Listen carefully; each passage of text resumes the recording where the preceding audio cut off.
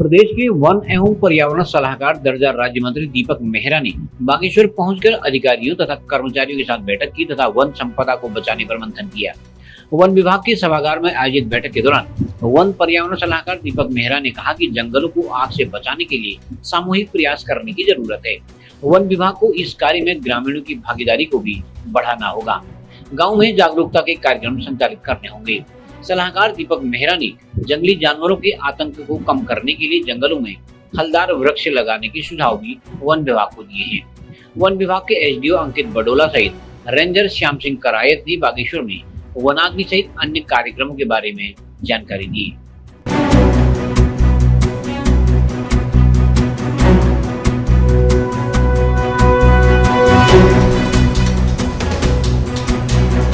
देखिए, ऐसा है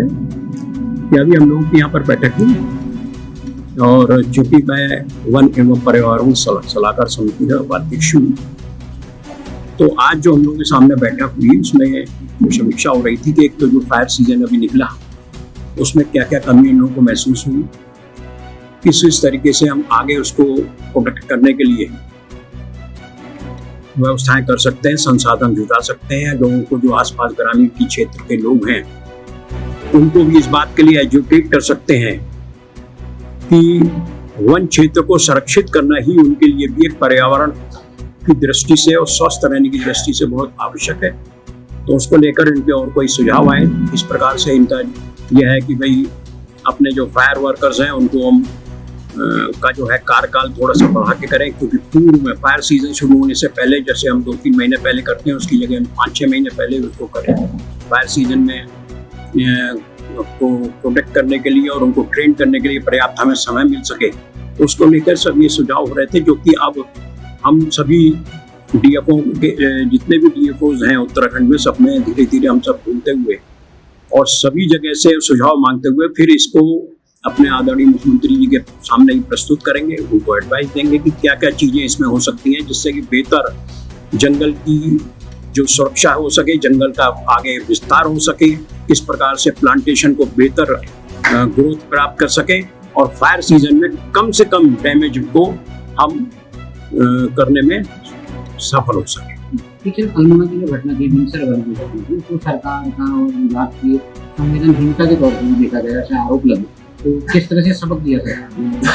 देखिए, ऐसा है कि सरकार ने अपनी तरफ से पूरा प्रोटेक्ट किया, लेकिन अब फायर सीजन जिस प्रकार से फैला और जिस प्रकार से ये तेज हवाओं के साथ और जिस तरीके से फायर का सीजन जो था वो अप्रत्याशित था, तो उसमें एक ये दुर्घटना दुर्भाग्यवश हो गई,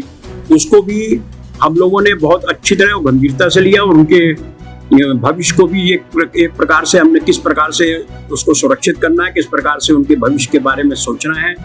उसके बारे में ही सब सरकार उसको गंभीरता से ले रही है। और आगे भी हम अपने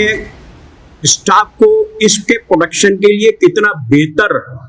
कर सके, कितने बेहतर इंस्ट्रूमेंट जुटा सके और उनको उस इंस्ट्रूमेंट के को ट्रेन करके उनके माध्यम से और आगे अपनी सुरक्षा कर सके, उसकी पार्टी अपनी जो सरकार है बहुत गंभीरता से जो है इस पर काम कर रही है। इस जंगली जानवरों का आतंक लगातार बढ़ रहा है। कल ही घटना हुई है तो 2 लोग घायल हुए हैं। तो जंगली जानवर है, जंगली सुअर है, बंदर है,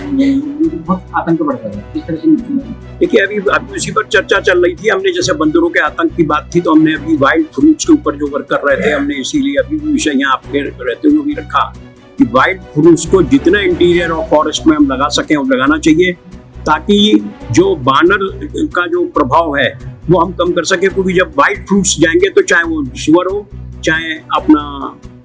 वानर हो, सभी जानवर जो है ज्यादा से ज्यादा उधर इन्वॉल्व अगर होते हैं तो हमारे मिनिमाइज हम कर सकते हैं। क्योंकि अब जंगल क्षेत्र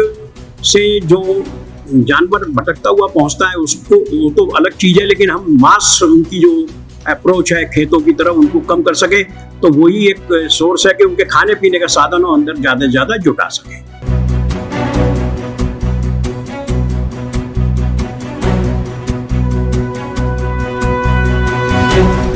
CCN न्यूज़ के लिए ब्यूरो रिपोर्ट बागेश्वर।